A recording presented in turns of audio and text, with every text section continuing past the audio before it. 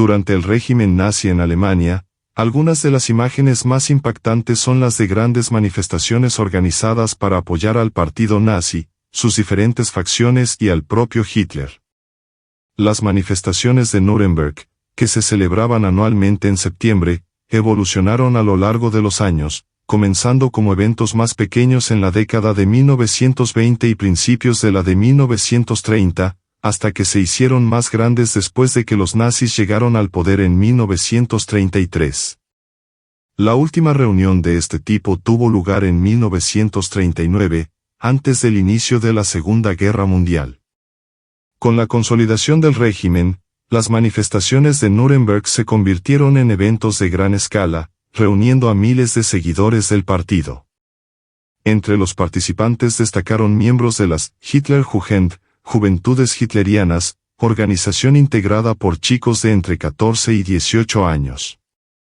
También había un gran contingente de jóvenes de la Band Deutscher Madel, Liga de Chicas Alemanas, o BDM, formada por chicas del mismo grupo de edad. Un episodio polémico ocurrió en la manifestación nazi de 1936, cuando más de 900 miembros del BDM quedaron embarazadas, generando un escándalo nacional. Muchas de estas jóvenes fueron coaccionadas o obligadas a tener relaciones sexuales, a veces por miembros de las juventudes hitlerianas y, en otras ocasiones, por hombres mucho mayores. Como resultado, la mayoría de las adolescentes se sometieron a abortos independientemente de sus deseos. Las juventudes hitlerianas no eran una simple organización juvenil comparable a los Boy Scouts, a pesar de que algunos antiguos miembros insistieran en esta comparación. De hecho, había actividades recreativas como acampar, hacer senderismo, nadar, esquiar y aprender a trabajar la madera. Sin embargo, junto a estas prácticas, los jóvenes también recibían un intenso entrenamiento militar, aprendiendo tácticas básicas de combate y, lo que es aún más alarmante, siendo adoctrinados con la ideología nazi. Los miembros de las Hitlerjugend recibieron instrucción sobre 3 principios fundamentales. 1. Como alemanes, pertenecían a la raza superior, Herrenvolk, siendo considerados superiores a todos los demás grupos étnicos, especialmente a los judíos, quienes eran retratados como los mayores enemigos de Alemania. 2. Como parte de esta raza superior, se creía que estaban destinados a gobernar el mundo. 3. Debían seguir a Hitler sin cuestionamientos, ya que lo consideraban la personificación de Alemania y el líder que los conduciría a una nueva era de grandeza. Esta combinación de elementos creó una generación profundamente adoctrinada, donde muchos jóvenes fueron lavados de cerebro por el régimen. Aquellos que no adherían plenamente a la ideología nazi a menudo seguían el movimiento para evitar ser condenados al ostracismo o ser vistos como disidentes. Poco después de asumir el poder, Hitler declaró en un discurso emblemático que, aunque sus oponentes pudieran negarse a apoyar al régimen, sus hijos ya pertenecían al nuevo movimiento nazi. Según él, los padres morirían, pero las nuevas generaciones crecerían moldeadas por los ideales del partido. Para el dictador, la juventud alemana representaba el futuro de la Alemania nazi y, por tanto, debía ser educada exclusivamente de acuerdo con los intereses del Estado y del partido. La educación nazi se limitaba a reforzar los conceptos de superioridad racias, la supuesta amenaza que representaban los judíos y el entrenamiento militar. Además de una cierta instrucción técnica, que luego incluyó el manejo de armas y tácticas de guerra, los jóvenes recibían una formación centrada casi enteramente en la propaganda ideológica. Las juventudes hitlerianas y la Liga de Muchachos Alemanas fueron los pilares principales del movimiento juvenil nazi, y la afiliación a ellas pasó a ser obligatoria. Aunque algunos lograron evitar la afiliación por un tiempo o encontraron formas de evadir las demandas del régimen, la mayoría se vieron obligados a unirse. Además de estas organizaciones, también existían grupos dirigidos a niños más pequeños, preparándolos desde temprana edad para la ideología nazi. El régimen de Hitler comprendió la importancia de la juventud para perpetuar el nazismo e invirtió fuertemente en su adoctrinamiento, garantizando que la siguiente generación fuera moldeada desde la infancia para apoyar incondicionalmente al Tercer Reich. En la Alemania nazi, los niños fueron integrados al movimiento desde una edad muy temprana a través de organizaciones específicas. Las niñas de entre 10 y 14 años formaban parte de la Jungmadelbund, Liga de Niñas, mientras que los niños de la misma edad pertenecían a las DJ o DJV, jóvenes alemanes de las juventudes hitlerianas. La mayoría de los miembros del partido nazi inscribieron a sus hijos en estas organizaciones, y muchos otros padres, incluso si no eran miembros del partido, hicieron lo mismo con la esperanza de que esto ayudaría a sus familias a adaptarse al nuevo orden impuesto por el régimen. La membresía en las juventudes hitlerianas, HJ, y en la Liga de Chicas Alemanas, BDM, estaba restringida exclusivamente a alemanes de ascendencia germánica. Este criterio excluía a muchos ciudadanos alemanes cuyas familias habían vivido en el país durante siglos, especialmente a los niños judíos.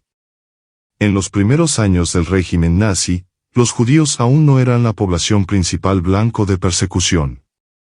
Antes de centrar su atención en ellos, el partido necesitaba consolidar su poder eliminando a enemigos políticos más influyentes, como los comunistas, los socialdemócratas, los sindicatos y los periodistas liberales. Sin embargo, en 1935 se promulgaron las leyes de Nuremberg, que impusieron severas restricciones a los judíos, los despojaron de su ciudadanía y los aislaron de la vida social y cultural de Alemania. Incluso antes de estas leyes, los niños judíos se enfrentaban a la exclusión y la hostilidad. Las juventudes hitlerianas se convirtieron en un símbolo de persecución, siendo responsables de constantes ataques, humillaciones y agresiones contra niños judíos. Los relatos de los sobrevivientes del Holocausto describen palizas, intimidación y acoso diarios, a menudo ignorados o incluso alentados por la policía. Para los jóvenes judíos, caminar solos por las calles era peligroso, y cuando intentaban defenderse organizando pequeños grupos de protección, casi siempre eran reprimidos y responsabilizados por las autoridades. Uno de los principios centrales del régimen era el Führerprinzip, principio del líder, que dictaba que toda la sociedad debía estar estructurada en una jerarquía rígida de líderes y seguidores. Se suponía que todos debían obedecer ciegamente a sus superiores, consolidando la idea de que algunos individuos eran superiores a otros. Esta creencia estaba estrechamente ligada al concepto de Das Blut, la sangre, según el cual la genética determinaba no solo las características físicas, sino también las culturales y morales. Los nazis creían que la sangre alemana era pura y superior, mientras que la de los judíos y otras etnias se consideraba inferior. Esta visión no se basaba únicamente en un prejuicio religioso, sino en un intento pseudocientífico de justificar la segregación y la persecución racias. Dentro de esta ideología, los jóvenes con talento y los hijos de la élite nazi fueron educados en instituciones especiales, ya que eran considerados como la vanguardia del futuro. Muchos de ellos pertenecían a familias de altos funcionarios del partido nazi y de los llamados faisanes dorados, líderes regionales que vestían uniformes de color marrón dorado y mostraban gran arrogancia. Desde temprana edad, a estos niños se les enseñó a considerarse superiores no solo a los judíos, sino también a los demás alemanes.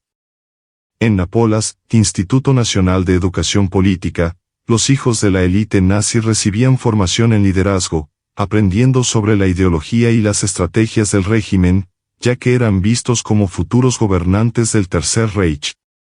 Sin embargo, este elitismo generó descontento entre los propios miembros de las juventudes hitlerianas, que a menudo despreciaban a los jóvenes de Nápoles por su actitud de superioridad. El escándalo ocurrido en el mitin de Nuremberg de 1936, en el que cientos de chicas BDM quedaron embarazadas, tuvo un enorme impacto en la sociedad de la época.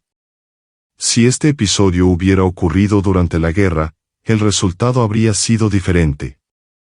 En 1936, el régimen nazi todavía se preocupaba por la opinión pública y desaprobaba los embarazos de adolescentes solteras. Sin embargo, en 1942 la ideología del partido ya había cambiado. La maternidad era ensalzada como el papel natural de la mujer alemana y tener hijos era considerado un deber patriótico. A medida que aumentaban las bajas alemanas, Había un incentivo aún mayor para que las mujeres jóvenes tuvieran hijos, lo que ayudaba a repoblar la raza superior. La educación femenina bajo el régimen nazi enfatizaba la preparación para el hogar. Las niñas aprendían a cocinar, coser y cuidar a los niños, además de recibir instrucción en mitos y narraciones históricas que reforzaban el papel de la mujer en la sociedad alemana. Desde pequeños se les enseñó la ideología nazi para que pudieran transmitir estos valores a sus hijos incluso antes de que ingresaran a la escuela. Una de las prácticas más crueles del régimen nazi era alentar a los niños y adolescentes a vigilar a sus propios padres. Se animó a los jóvenes de HJ y BDM a denunciar cualquier comportamiento sospechoso en casa, como opiniones contrarias al régimen, críticas a Hitler o cualquier acto de solidaridad con los judíos perseguidos. Aquellos que ayudaron a los judíos a escapar de la deportación a los campos de exterminio fueron considerados traidores, y muchas familias fueron destruidas por las denuncias hechas por sus propios hijos. Alfons Heck, exmiembro de las Juventudes Hitlerianas, que recibió una medalla al valor de manos de Hitler al final de la guerra, describió su experiencia en el grupo como el mayor caso de abuso infantil de la historia. Puede que tenga razón. Las Juventudes Hitlerianas no solo adoctrinaron a miles de niños para servir al régimen, sino que también destruyeron los lazos familiares y alentaron la sumisión total al Estado nazi. Los niños alemanes, absorbidos por la maquinaria de propaganda del régimen, crecieron en un entorno donde no había lugar para dudas ni preguntas. Para muchos de ellos, las Juventudes Hitlerianas eran más que una organización juvenil, eran una forma de vida, un adoctrinamiento que moldeó sus mentes desde una edad temprana. Los desfiles, las canciones patrióticas y la estricta disciplina crearon un sentido de pertenencia tan fuerte que para la mayoría, el mundo fuera de este círculo parecía insignificante. Sin embargo, hubo quienes, incluso dentro del régimen, empezaron a percibir el vacío detrás de las palabras encendidas y las promesas de gloria. Algunos jóvenes, especialmente aquellos cuyos padres criticaban silenciosamente al régimen, vieron señales de que algo andaba mal. Estos pocos individuos, que vivían bajo la vigilancia constante de sus propios compañeros e incluso de sus hermanos, necesitaban ocultar cualquier pensamiento contrario a lo enseñado. El miedo a ser denunciado por un amigo o familiar era real. A medida que la guerra avanzaba y Alemania comenzaba a sentir sus efectos más devastadores, las juventudes hitlerianas se incorporaron más al esfuerzo bélico. En 1943, cuando el ejército alemán sufría severas derrotas en el frente oriental contra la Unión Soviética, Hitler ordenó la movilización total de la juventud. Los adolescentes eran sacados de las escuelas y entrenados para luchar como soldados, mientras que las niñas eran enviadas a servicios auxiliares, cuidando a los heridos y ayudando en la industria bélica. Para muchos, la ilusión de invencibilidad comenzó a romperse cuando se encontraron en las trincheras, enfrentándose a enemigos reales, sin la protección de las palabras vacías de los discursos nazis. Hans Keller, un joven de 16 años, fue uno de los que fueron llevados al frente. Desde los 10 años había formado parte de las juventudes hitlerianas y durante mucho tiempo había creído de todo corazón en todo lo que le habían enseñado. Sus superiores siempre le dijeron que Alemania era invencible, que su sangre era superior y que luchar por el Führer era el mayor honor que un joven podía tener. Pero cuando llegó al frente, las cosas fueron diferentes. El frío cortante de la nieve rusa, el hambre y la sensación constante de ser perseguido por los soviéticos comenzaron a erosionar todo en lo que creía. Una noche, mientras él y sus compañeros estaban escondidos en una trinchera improvisada, oyeron disparos a lo lejos. Un oficial mayor les dijo que no tuvieran miedo, que esto era solo un pequeño ataque y la victoria estaba asegurada. Pero el ataque no se detuvo. Minutos después, una violenta explosión sacudió la tierra a su alrededor y Hans vio trozos de nieve y barro volando en todas direcciones. Se arrojó al suelo temblando. Por primera vez en su vida, se dio cuenta de que no era un héroe, que no formaba parte de una raza superior y que, allí, en el campo de batalla, su vida no valía más que la de cualquier otro joven ruso que luchaba en el frente. Otro lado. Mientras se desarrollaba el caos, Hans vio a uno de sus amigos, Otto, con un disparo en el pecho. El niño cayó a su lado, con los ojos muy abiertos y tosiendo sangre. Hans intentó sujetarlo, ejerciendo presión sobre la herida, pero pronto se dio cuenta de que no podía hacer nada. Otto lo miró una última vez, apretó su mano con fuerza y susurró: «Dijeron que seríamos héroes», antes de que su cuerpo perdiera la vida. La conmoción recorrió a Hans como una corriente eléctrica. Se puso de pie tambaleándose y corrió sin rumbo, esquivando cuerpos y fuego enemigo. El miedo se apoderó de su cuerpo de una manera que nunca antes había sentido. Todo lo que le habían enseñado sobre el coraje y la lealtad, ahora parecía inútil. Él quería huir. Él quería vivir. Después de horas de vagar por el bosque nevado, se encontró con un pequeño grupo de soldados alemanes que también se habían separado de sus unidades.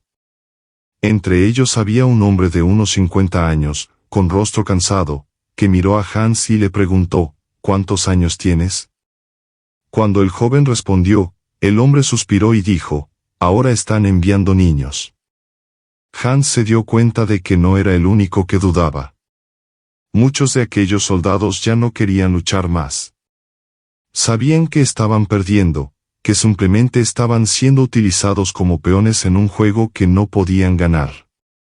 Esa noche, sentados alrededor de una fogata improvisada, discutieron algo que, hasta unos meses antes, Hans nunca habría imaginado: la deserción. Los niños alemanes, absorbidos por la maquinaria de propaganda del régimen, crecieron en un entorno donde no había lugar para dudas ni preguntas.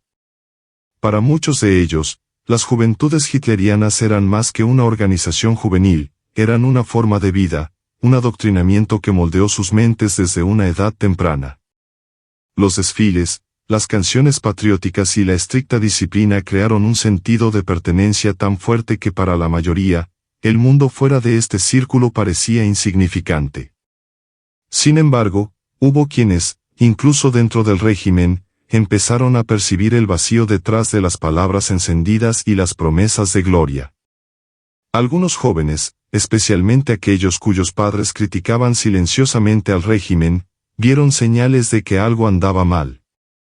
Estos pocos individuos, que vivían bajo la vigilancia constante de sus propios compañeros e incluso de sus hermanos, necesitaban ocultar cualquier pensamiento contrario a lo enseñado. El miedo a ser denunciado por un amigo o familiar era real. A medida que la guerra avanzaba y Alemania comenzaba a sentir sus efectos más devastadores, las juventudes hitlerianas se incorporaron más al esfuerzo bélico. En 1943, cuando el ejército alemán sufría severas derrotas en el frente oriental contra la Unión Soviética, Hitler ordenó la movilización total de la juventud. Los adolescentes eran sacados de las escuelas y entrenados para luchar como soldados, mientras que las niñas eran enviadas a servicios auxiliares, cuidando a los heridos y ayudando en la industria bélica. Para muchos, la ilusión de invencibilidad comenzó a romperse cuando se encontraron en las trincheras, enfrentándose a enemigos reales, sin la protección de las palabras vacías de los discursos nazis. Hans Keller, un joven de 16 años, fue uno de los que fueron llevados al frente.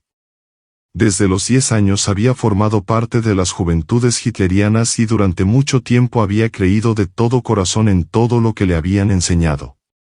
Sus superiores siempre le dijeron que Alemania era invencible, que su sangre era superior y que luchar por el Führer era el mayor honor que un joven podía tener. Pero cuando llegó al frente, las cosas fueron diferentes. El frío cortante de la nieve rusa, el hambre y la sensación constante de ser perseguido por los soviéticos comenzaron a erosionar todo en lo que creía.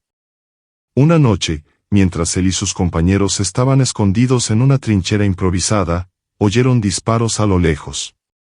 Un oficial mayor les dijo que no tuvieran miedo, que era solo un pequeño ataque y que la victoria era segura. Pero el ataque no se detuvo. Minutos después, una violenta explosión sacudió la tierra a su alrededor y Hans vio trozos de nieve y barro volando en todas direcciones. Se arrojó al suelo temblando. por primera vez en su vida, se dio cuenta de que no era un héroe, que no formaba parte de una raza superior y que, allí, en el campo de batalla, su vida no valía más que la de cualquier otro joven ruso que luchaba en el frente. Otro lado. Mientras se desarrollaba el caos, Hans vio a uno de sus amigos, Otto, con un disparo en el pecho. El niño cayó a su lado, con los ojos muy abiertos y tosiendo sangre. Hans intentó sujetarlo, ejerciendo presión sobre la herida, pero pronto se dio cuenta de que no podía hacer nada. Otto lo miró una última vez, apretó su mano con fuerza y susurró, dijeron que seríamos héroes. Antes de que su cuerpo perdiera la vida. La conmoción recorrió a Hans como una corriente eléctrica. Se puso de pie tambaleándose y corrió sin rumbo, esquivando cuerpos y fuego enemigo. El miedo se apoderó de su cuerpo de una manera que nunca antes había sentido. Todo lo que le habían enseñado sobre el coraje y la lealtad, ahora parecía inútil. Él quería huir. Él quería vivir. Después de horas de vagar por el bosque nevado, se encontró con un pequeño grupo de soldados alemanes que también se habían separado de sus unidades. Entre ellos había un hombre de unos 50 años, con rostro cansado, que miró a Hans y le preguntó, ¿cuántos años tienes? Cuando el joven respondió, el hombre suspiró y dijo, ahora están enviando niños. Hans se dio cuenta de que no era el único que dudaba. Muchos de aquellos soldados ya no querían luchar más. Sabían que estaban perdiendo, que simplemente estaban siendo utilizados como peones en un juego que no podían ganar.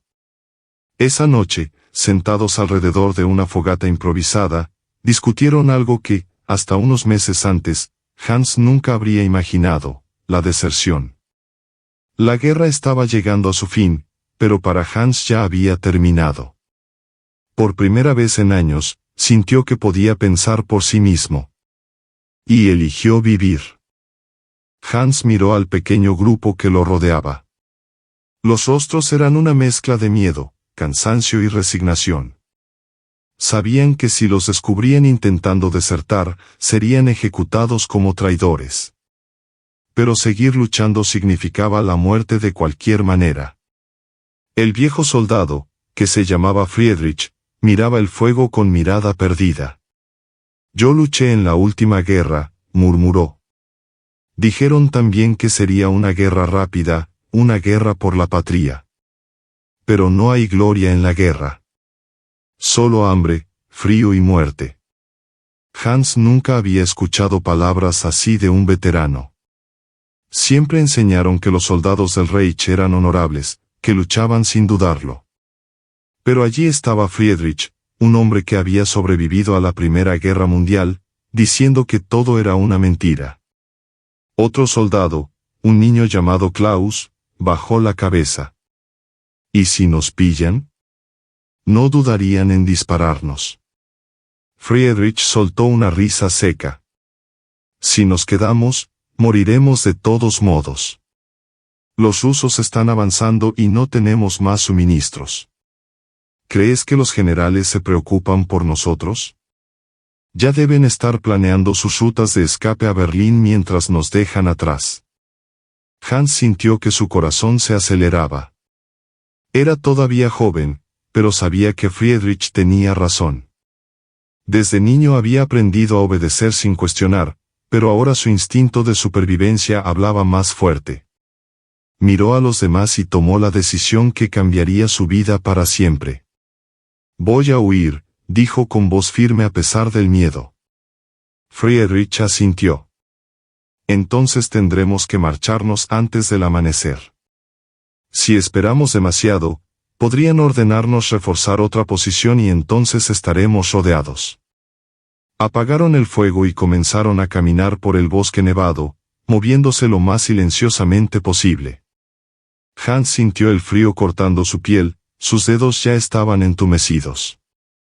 Pero cada paso lo alejaba de ese infierno, y eso le daba fuerza.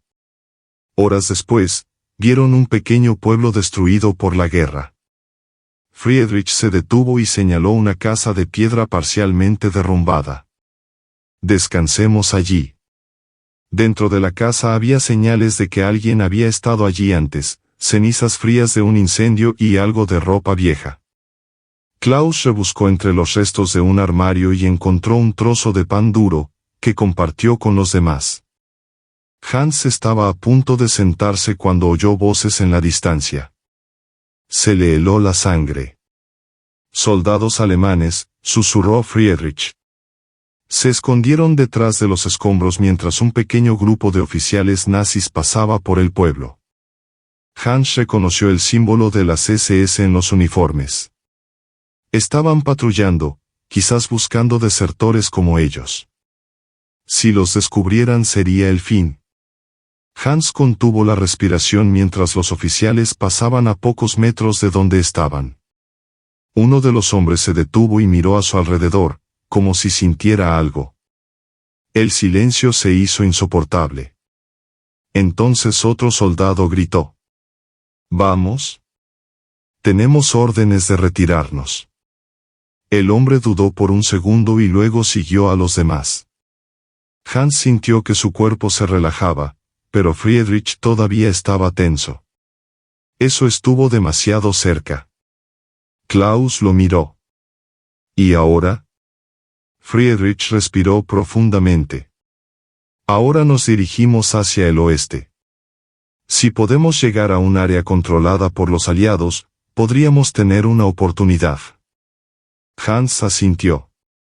No sabía qué le deparaba el futuro, pero de una cosa estaba seguro: nunca más volvería a obedecer ciegamente. No lucharía por Hitler ni por el Reich. Ahora solo lucharía por su propia supervivencia. La Alemania nazi era un país en constante transformación. En medio del caos de la guerra, la sociedad vivía bajo una vigilancia incesante, donde cada palabra dicha podía convertirse en motivo de denuncia y la lealtad al régimen no solo se esperaba, sino que se imponía. El miedo era la principal herramienta de control, y la propaganda de Goebbels alimentó la ilusión de que el Reich era invencible, que Hitler era infalible y que la victoria estaba asegurada. A medida que las fuerzas alemanas avanzaron en los primeros años de la guerra, se alentó a la población a creer que todo era parte del glorioso destino de la nación. Pero a medida que el conflicto se prolongaba y las derrotas se acumulaban, la tensión dentro del país crecía. Los bombardeos aliados comenzaron a alcanzar las ciudades alemanas con mayor frecuencia. Lo que una vez fue un territorio protegido ahora se convirtió en un campo de destrucción. Ciudades como Hamburgo, Berlín y Dresde fueron devastadas por los ataques aéreos y la población civil se vio obligada a vivir en refugios subterráneos, escuchando el rugido de las bombas que caían del cielo. El optimismo de los primeros años de la guerra se estaba disipando rápidamente. Lo que una vez fue entusiasmo patriótico ahora se convirtió en pánico y desesperanza. Los alimentos y los suministros escasearon y los ciudadanos se vieron obligados a racionar todo, desde el combustible hasta el pan. El mercado negro floreció porque muchos ya no confiaban en las promesas del gobierno. El gobierno nazi, sin embargo, no admitió su debilidad. Goebbels intensificó sus discursos, pidiendo a la población por la guerra total, alentando a cada hombre, mujer y niño a darlo todo por el Reich. Pero mientras las élites nazis vivían en relativa seguridad, la gente común sintió el peso del conflicto. Muchos soldados regresaron del frente mutilados, sin esperanza, mientras otros nunca regresaron. Las cartas de muerte se acumularon en los hogares alemanes y la tristeza se convirtió en un sentimiento colectivo. Las viudas y madres de los soldados caídos fueron aclamadas como heroínas, pero esto no llenó el vacío dejado por aquellos que nunca regresarían. La represión interna también aumentó. Cualquiera que fuera sospechoso de traicionar al régimen era detenido por la Gestapo, la policía secreta del Estado. El simple hecho de escuchar una emisora de radio extranjera podría ser castigado con prisión o ejecución. Muchos intelectuales, periodistas e incluso oficiales del ejército comenzaron a cuestionar al gobierno, pero hablar públicamente contra Hitler era una sentencia de muerte. Aún así, surgieron grupos de resistencia, como la Rosa Blanca, un movimiento liderado por estudiantes que distribuía panfletos contra el régimen. Hans y Sophie Scholl, dos de los miembros principales, fueron capturados y ejecutados en la guillotina en 1943, acusados de alta traición. Sus últimos momentos estuvieron marcados por el coraje, pues sabían que luchaban por algo más grande que ellos mismos. En el frente oriental, la situación era aún peor. Con la invasión de la Unión Soviética, los soldados alemanes se enfrentaron a duras condiciones invernales y a una feroz resistencia del Ejército Rojo. Stalingrado fue un punto de inflexión brutal. El Sexto Ejército Alemán, una de las fuerzas más temidas por Hitler, fue rodeado y destruido por los soviéticos. A partir de ese momento, Alemania comenzó a luchar defensivamente, retirándose cada vez más. Las tropas nazis, que anteriormente habían marchado victoriosamente por toda Europa, ahora estaban desorganizadas, hambrientas y sin esperanza. Hitler, sin embargo, se negó a admitir la derrota y cualquier general que sugiriera una retirada estratégica era inmediatamente destituido o ejecutado. Mientras tanto, los campos de concentración continuaron funcionando a plena capacidad. Millones de judíos, gitanos, eslavos y otros considerados indeseables fueron enviados a lugares como Auschwitz, Treblinka y Sobibor.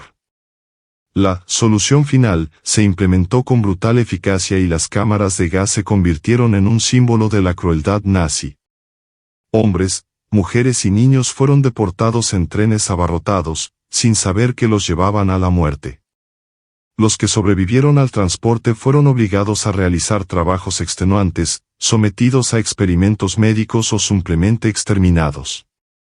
Los pocos que intentaron escapar fueron perseguidos como animales y la resistencia dentro de los campos, aunque heroica, casi siempre terminaba en ejecuciones sumarias. A medida que los aliados avanzaban en territorio alemán, los horrores de los campos empezaron a revelarse. Los soldados estadounidenses, británicos y soviéticos que liberaron a los prisioneros quedaron horrorizados por lo que vieron. Cadáveres amontonados, personas esqueléticas y supervivientes que apenas podían creer que estaban siendo rescatados. La propaganda nazi había intentado ocultar estos crímenes al pueblo alemán, pero la evidencia era innegable. Muchos civiles que vivían cerca de los campos fueron obligados por los aliados a ver con sus propios ojos lo que allí ocurría. Muchos afirmaron que no sabían nada, pero la verdad era que las señales siempre estaban ahí y la mayoría prefería ignorarlas. En los últimos días del Tercer Reich, Berlín se convirtió en un campo de batalla. Las tropas soviéticas rodearon la ciudad, mientras Hitler y sus últimos seguidores se escondieron en un búnker subterráneo. El dictador ya no tenía ilusiones de victoria, pero se negó a ser capturado vivo. El 30 de abril de 1945, él y Eva Braun se suicidaron. Sus cuerpos fueron quemados y el Reich con el que había soñado se derrumbó. Lo que quedó del gobierno nazi se rindió días después. Alemania quedó reducida a ruinas. Millones de personas habían muerto, ciudades enteras habían sido destruidas y el país había sido dividido entre los vencedores de la guerra. Muchos nazis huyeron, intentando empezar de nuevo sus vidas en otros países, mientras otros fueron capturados y juzgados por crímenes de guerra en los tribunales de Nuremberg. Para los sobrevivientes, todo lo que quedaba era reconstruir lo que quedaba de sus vidas. La era nazi fue uno de los periodos más oscuros de la historia moderna, donde la propaganda, el miedo y el fanatismo crearon un sistema que condujo a la muerte de millones de personas y al sufrimiento de innumerables personas más. Las cicatrices de aquella época permanecieron, y el mundo nunca olvidaría los horrores que tuvieron lugar bajo la bandera del Tercer Reich. Alemania devastada por la guerra se convirtió en un páramo, donde el sufrimiento de los jóvenes se mezclaba con el caos de una nación destruida. Hans, ahora desertor, vagaba entre los escombros de las ciudades bombardeadas, tratando de encontrar un sentido a su supervivencia. Ya no era un soldado de las juventudes hitlerianas, sino un muchacho de 17 años sin hogar, sin familia y sin futuro. Sabía que si lo capturaban los nazis restantes, lo ejecutarían como traidor. Si los soviéticos lo capturaban, podría ser enviado a campos de prisioneros. Su única esperanza era seguir huyendo, intentando llegar a la seguridad de una zona ocupada por los aliados. Pero Hans no era el único joven que vagaba por las ruinas de un imperio en colapso. Miles de huérfanos vagaban por las calles de Berlín, Dresde, Hamburgo y otras ciudades destruidas. Muchos perdieron a sus padres en los bombardeos o batallas fines de la guerra. Otros habían sido separados de sus familias durante evacuaciones forzadas. Los niños que una vez creyeron en la grandeza del Reich ahora buscaban comida en la basura, dormían en edificios destruidos y huían de los soldados que los veían como una carga. Las muchachas, en particular, se enfrentaron a un destino cruel. A medida que las tropas soviéticas avanzaban a través de Alemania, se difundieron informes de violencia contra mujeres y niñas. El Ejército Rojo, después de años de sufrimiento a manos de los nazis, llegó a Alemania con un insaciable deseo de venganza. Muchas mujeres, algunas de tan solo 12 o 13 años, han sido víctimas de violencia sexual masiva. Algunos sobrevivientes relataron que sus madres las obligaron a cortarse el pelo, untarse hollín en la cara y vestirse como niños para evitar atraer la atención de los soldados. Otros, sin alternativa, se quitaron la vida, incapaces de soportar el trauma. Hans encontró un grupo de niños huérfanos en una de las ruinas de Berlín. Entre ellos estaba Lati, una joven de 15 años que había perdido a su madre en el atentado de febrero. Estaba sucia, delgada, pero sus ojos tenían una determinación que Hans no esperaba encontrar. Ella había asumido la responsabilidad de cuidar a otros niños más pequeños, tratando de alguna manera de mantenerlos vivos. «Puedes correr y esconderte tú solo», le dijo a Hans cuando él le preguntó por qué todavía estaba allí. «Pero estos niños no pueden. Si me voy, ¿quién los cuidará?» Hans no sabía qué responder. Pasó toda su vida creyendo en la fuerza, la disciplina y el poder. Pero allí, en aquellas ruinas, vio que el verdadero coraje no estaba en marchar con una bandera nazi o gritar consignas. Era una muchacha hambrienta y desamparada que se negaba a abandonar a quienes dependían de ella. El hambre era un enemigo implacable. El colapso de la infraestructura alemana significó que la comida era escasa y aquellos que tenían algo para comer a menudo lo obtenían por medios brutales. El mercado negro floreció y los jóvenes como Lati y los niños que ella protegía tuvieron que recurrir a cualquier cosa para sobrevivir. Algunas muchachas se vendieron por un pedazo de pan. Otros niños robaban a los muertos, rebuscando en los cuerpos que yacían en las calles.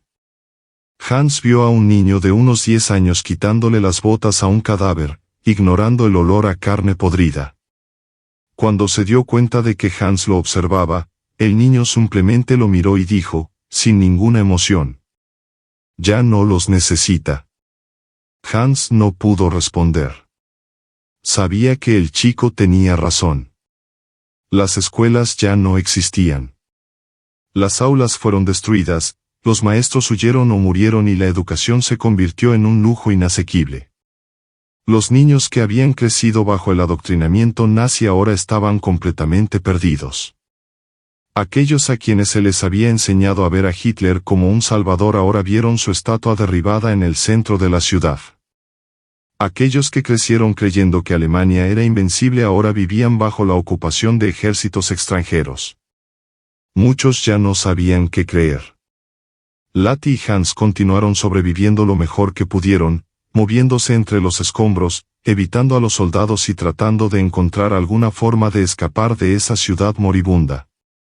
En una fría noche de abril, Hans encontró a Lati llorando en silencio en un rincón oscuro. Él se acercó y se sentó a su lado sin decir nada. Antes de la guerra, susurró, con la mirada fija en el vacío, quería ser maestra. Enseñar a los niños, escribir historias. Ahora ni siquiera sé si estaré vivo mañana. Hans sintió un nudo en la garganta. Puede que aún lo seas, dijo, intentando creer en sus propias palabras. Ella rió amargamente. No hay futuro para nosotros, Hans. Solo más días de hambre y miedo. Hans quería estar en desacuerdo. Quería decir que todo estaría bien. Pero él sabía que sería mentira. Al final de la guerra, miles de niños como Lati y Hans fueron llevados a orfanatos improvisados, a menudo gestionados por los propios ejércitos de ocupación. Algunos fueron adoptados, otros simplemente desaparecieron, absorbidos por la miseria de la Alemania de la posguerra. El sufrimiento de los jóvenes que crecieron en el Tercer Reich no terminó con la derrota de Hitler. Para muchos, la guerra nunca terminó realmente. Permaneció dentro de ellos, en las cicatrices invisibles que llevaban, en la culpa de haber creído mentiras, en el miedo a un mundo que nunca volvería a ser el mismo. Hans sobrevivió. Nunca volvió a usar uniforme. Nunca más volvió a marchar en filas perfectas ni a gritar consignas patrióticas. Aprendió que la fuerza no estaba en la guerra, sino en aquellos que elegían salvar en lugar de destruir. Y en una Alemania que intentaba reconstruirse desde las cenizas, decidió seguir adelante. No como un soldado, pero como alguien que finalmente ha aprendido a pensar por sí mismo.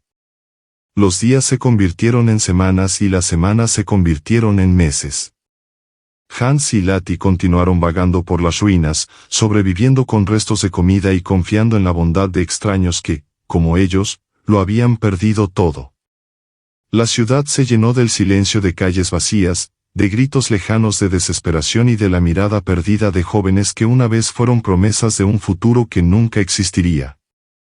Los niños que sobrevivieron a la guerra se enfrentaron a un nuevo tipo de batalla, una lucha contra el olvido.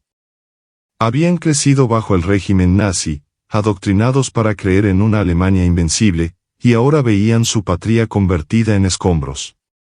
Los muchachos que habían sido entrenados para servir al Führer ahora no tenían identidad.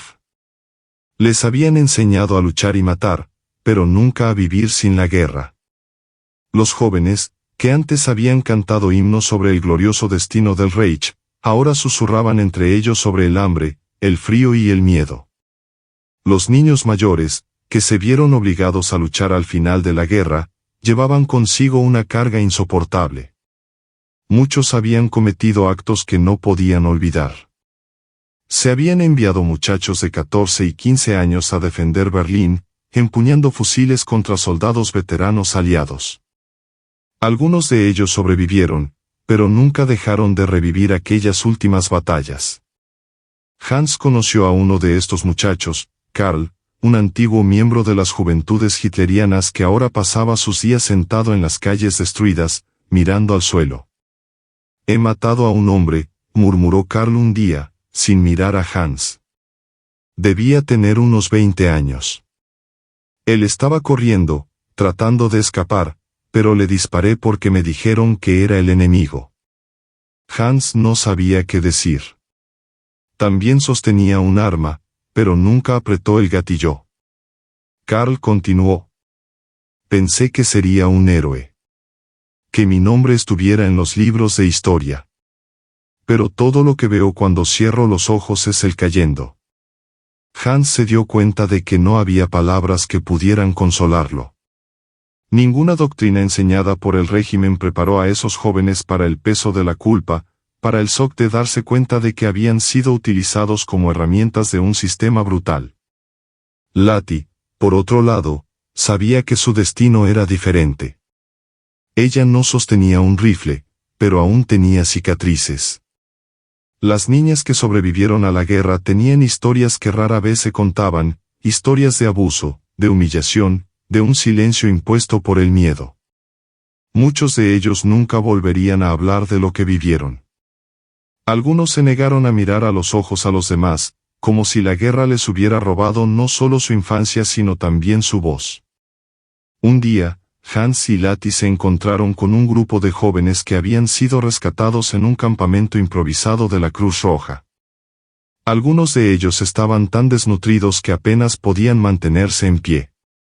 Otros, como Lati, tenían heridas invisibles, marcas que no se veían en su piel pero que nunca desaparecerían de sus almas. ¿A dónde vamos ahora?, le preguntó Lati a Hans, mientras observaban los camiones que llevaban a los niños hacia el sur, donde los aliados estaban organizando los esfuerzos de reconstrucción. Hans no tenía respuesta. Miró a su alrededor, a las ruinas, a los rostros vacíos de los jóvenes que habían sobrevivido pero que nunca serían los mismos. Tal vez podamos empezar de nuevo, dijo, no muy seguro.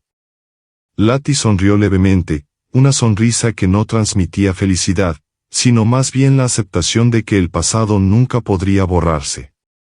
La Alemania de la posguerra se convirtió en un país dividido, no solo políticamente sino emocionalmente. Los jóvenes que habían crecido bajo el nazismo ahora necesitaban encontrar un nuevo propósito. Algunos se negaron a aceptar que habían sido engañados y se aferraron a las mentiras que les habían enseñado. Otros, como Hans y Lati, querían olvidar, pero sabían que el pasado los seguiría para siempre.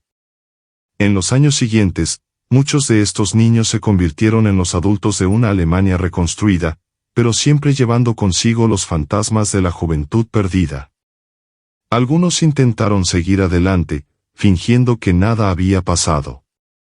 Otros pasaron toda su vida intentando entender cómo fueron manipulados. Y algunos, como Karl, nunca lograron escapar de la culpa. Hans sobrevivió. Lati sobrevivió. Pero lo que perdieron en la guerra nunca lo pudieron recuperar. Eran los hijos del Reich, jóvenes formados para un futuro que nunca existiría. Pasaron los años, pero para los jóvenes que crecieron en el Tercer Reich, la guerra nunca terminó realmente. Hans, Lati y muchos otros intentaron reconstruir sus vidas entre las cenizas, pero el mundo que los rodeaba todavía los veía como parte de un pasado oscuro. Alemania quedó dividida entre los sectores de ocupación aliados, y con esta división surgió un nuevo tipo de lucha, la lucha por la identidad. Los huérfanos de guerra, muchos de ellos sin documentos ni familias que los reclamaran, fueron empujados a campos de refugiados, orfanatos improvisados o simplemente abandonados a su suerte. Los niños que habían sido moldeados por las juventudes hitlerianas ahora eran vistos como un problema. Muchos adultos no querían mirarlos, eran recordatorios vivientes del régimen que intentaban olvidar. Los profesores, que antes enseñaban con orgullo el dogma nazi, ahora intentaban distanciarse de cualquier asociación con el pasado. Las escuelas reabrieron, pero la educación se convirtió en un tema delicado. ¿Cómo enseñar a los niños que crecieron creyendo en la superioridad racial que todo era una mentira? ¿Cómo podrían reconstruir sus mentes cuando todo lo que conocían había sido destruido? Hans descubrió que el silencio era la única respuesta aceptable. Él y muchos otros jóvenes aprendieron que, para sobrevivir, necesitaban borrar quienes habían sido. Nunca habló de su participación en las juventudes hitlerianas, nunca mencionó los días en que marchaba y gritaba consignas patrióticas. Si lo hiciera, podría ser visto como un criminal, incluso si solo hubiera sido un niño sin opciones. Pero hubo quienes no pudieron esconderse. Los jóvenes que habían luchado como soldados en los últimos días de la guerra se vieron obligados a enfrentarse a una verdad incómoda: no eran héroes, no eran mártires, eran simplemente niños que habían sido utilizados. Muchos, incapaces de soportar la culpa o el peso de lo que habían hecho, se quitaron la vida. El suicidio entre los soldados jóvenes del Reich aumentó dramáticamente en los años posteriores a la guerra. Sin apoyo psicológico, sin familias que los acogieran y sin un futuro claro, simplemente desaparecieron. Fueron encontrados en chozas abandonadas, colgados de árboles, ahogados en ríos que alguna vez sirvieron como trincheras. Hans vio a uno de ellos, un niño que había conocido en los últimos días de la guerra, enterrado sin nombre, sin flores, sin recuerdos. Solo otro número en una tierra donde la muerte ya no causaba miedo. Lati, por otro lado, se enfrentó a un tipo de dolor diferente.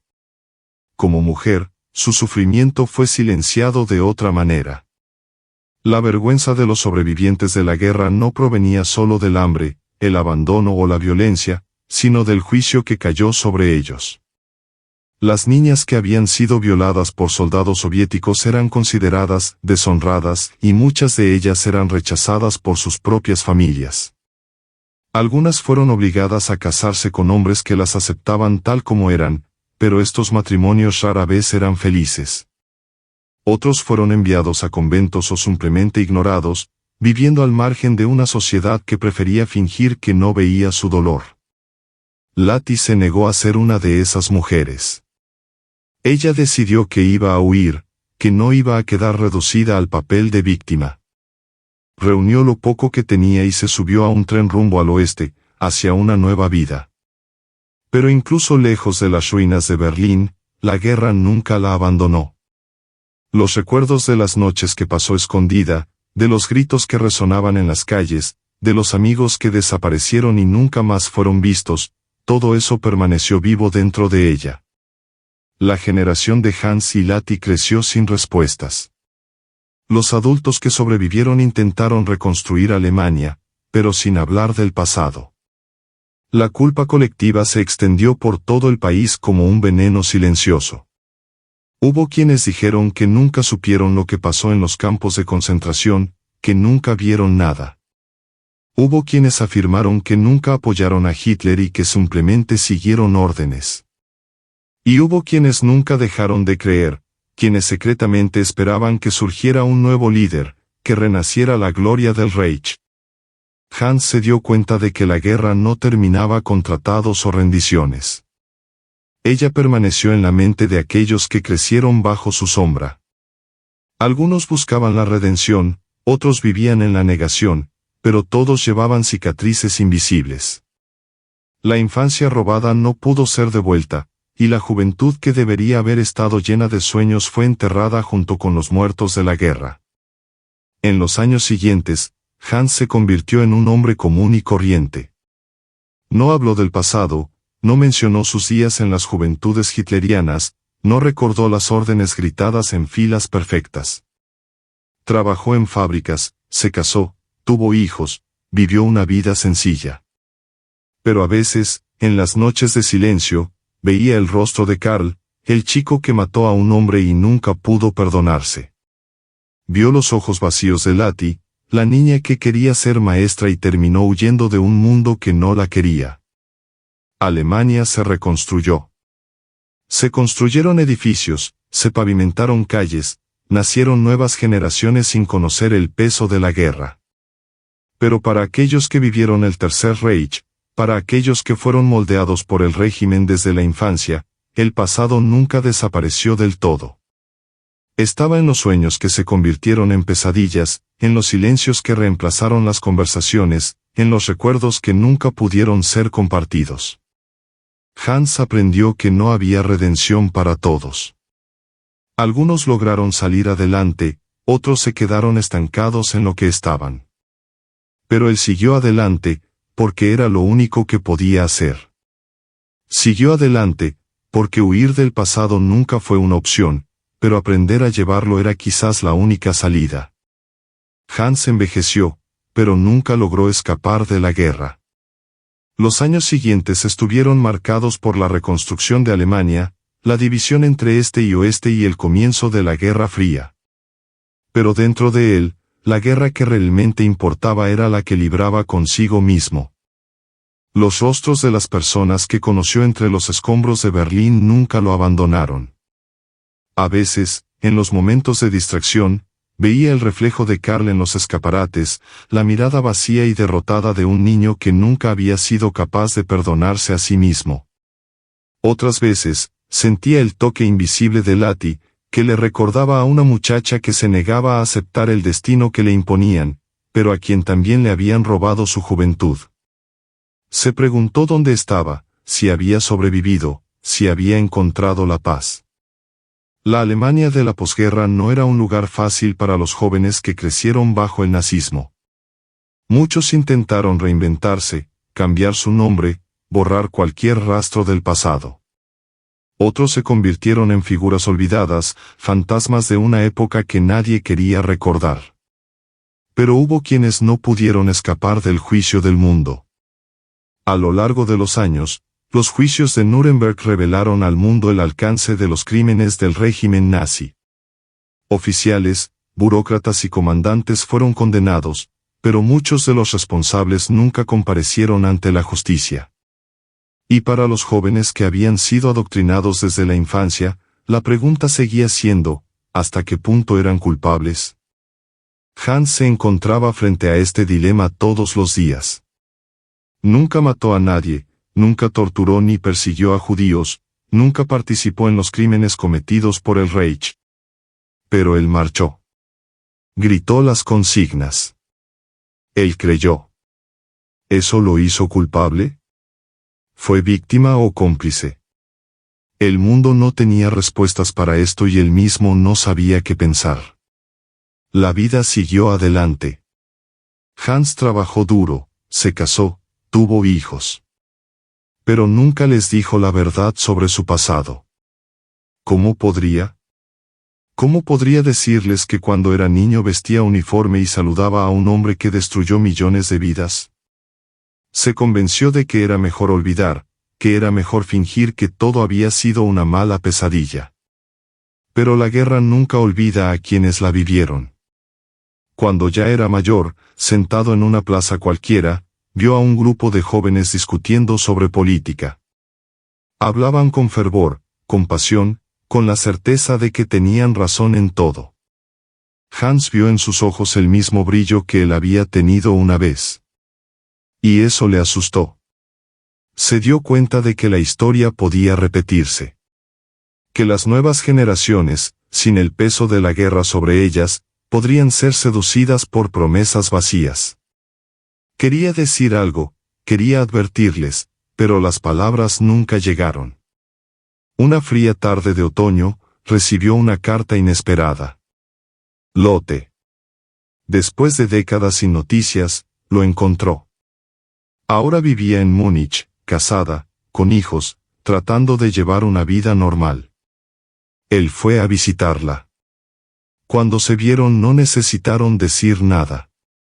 Simplemente se miraron el uno al otro, reconociendo las cicatrices invisibles del otro. ¿Has logrado seguir adelante?, preguntó. Ella sonrió, pero no había alegría en esa sonrisa. Creo que sí. Al menos, de la manera que pude. Pasaron la tarde hablando del pasado, de las ruinas, de los fantasmas que nunca los abandonaron. Cuando llegó el momento de partir, Hans dudó. ¿Crees que fuimos culpables? Lati se quedó en silencio por un momento. Creo que nos robaron. Pero la culpa es de quienes nos enseñaron a ser lo que fuimos. Hans nunca volvió a ver a Lati después de ese día. Pero sus palabras se quedaron con él. Tal vez nunca encontraría la redención, tal vez nunca sería capaz de perdonarse a sí mismo. Pero al final comprendió algo que había intentado evitar durante toda su vida: olvidar nunca fue la solución. Recordar era la única manera de garantizar que no volviera a ocurrir. Y por primera vez en décadas, Hans miró su propio pasado y aceptó la verdad. Ya no era el niño que marchaba en uniforme. Ya no era un soldado sin propósito. Era solo un hombre que intentaba encontrar su lugar en un mundo que había cambiado. El nazismo fue uno de los periodos más oscuros de la historia de la humanidad. No solo por las atrocidades cometidas, sino por la forma en que una sociedad entera fue manipulada a través del miedo, la propaganda y la falsa promesa de un futuro glorioso. Millones de personas perdieron la vida a causa de una ideología que predicaba el odio y la superioridad, destruyendo no solo naciones, sino también la identidad de una generación que creció creyendo mentiras. El verdadero horror del nazismo no fue solo lo que ocurrió en los campos de concentración o en los campos de batalla, sino también el modo en que se llevó a la población a aceptar lo inaceptable. Desde niños hasta ancianos, muchos fueron adoctrinados para creer que estaban construyendo algo grande, cuando en realidad, estaban siendo utilizados como engranajes de un sistema que solo traía destrucción. La historia nos enseña que el peligro no solo reside en quienes gobiernan con puño de hierro, sino en quienes lo siguen sin cuestionarlos. El nazismo no fue solo un régimen, fue un recordatorio eterno de cómo el fanatismo y la intolerancia pueden transformar sociedades enteras, llevándolas a cometer los peores crímenes en nombre de una ideología. Por lo tanto, es esencial recordarlo. Es esencial estudiar el pasado para que nunca se repita. Cada voz silenciada, cada vida perdida, cada historia olvidada necesita ser contada para que las generaciones futuras sepan lo que sucedió y entiendan los peligros de los regímenes que predican el odio y la segregación. Si quieres seguir más historias sobre los acontecimientos que marcaron al mundo, suscríbete al canal. Activa las notificaciones para no perderte los próximos vídeos y ayudar a mantener viva la memoria de la historia. Porque recordar es la única manera de garantizar que no vuelva a suceder.